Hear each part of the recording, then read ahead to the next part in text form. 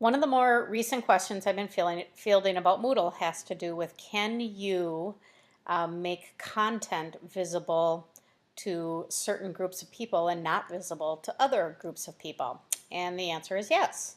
I am going to show you an example of how you would do that on Jana's webpage. She is the school nurse at Meadowbrook. And on this webpage, she has a section called Staff Resources. Now, in general, her page is intended for the public, parents and students, but this particular section, she does not want it to appear to the general public, only to that staff. So here is how you would go about that. It has to do with creating groups and groupings. In an earlier tutorial, I taught about how you would create a group. And so if I go to users and enrolled users in the administration block, you will notice that Jana has already done that. So you can look at the names of these individuals that are in her group.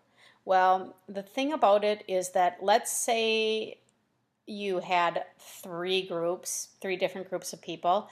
What you actually use to define what content can and can't be seen is something called groupings. So a grouping is really a smaller subset. So I hope I'm saying that right.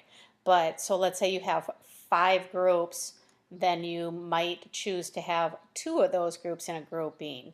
Or it also is possible, in this case, she's going to have 1 group, but since it's a grouping, that is what you can assign content to so that other people don't see it. She's going to have 1 group and 1 grouping.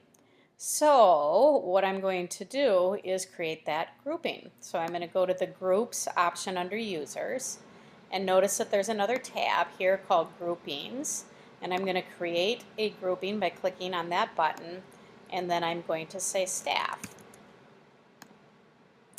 And maybe I'll just put a little reminder in there that this is Meadowbrook staff, and I'm going to click Save Changes. So I got my little grouping here. So now the question becomes, well, what groups are in that grouping? Well, there is really only going to be 1 group in that grouping. So I'm going to click here on that little itty bitty icon that looks like 2 people, and I'm going to click on this one group, and I'm going to put it in the grouping. And again, I kind of wish there was no such thing as a grouping, but there must be a reason. I think it actually allows you some more fine-tuned controlling of who is able to see what content.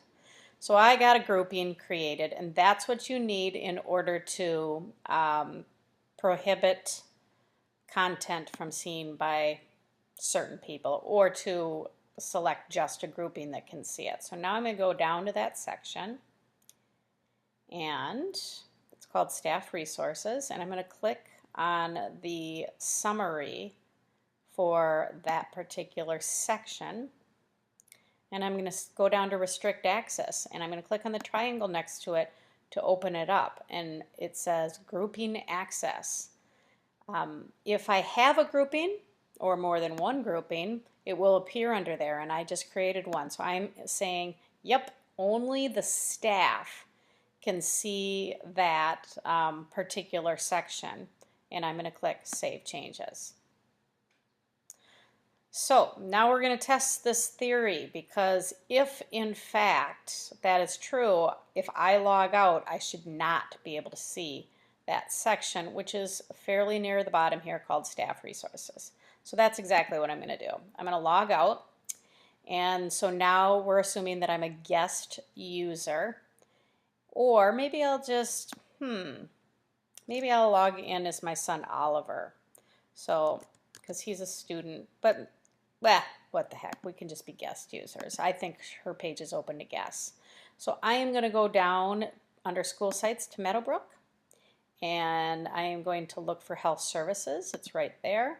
And my hope is that this worked, and if I look at this page, I am not going to see, when I go to the bottom, the section called Staff Resources. And indeed, it is not showing, so there is success. Woo! All right, I hope that made sense.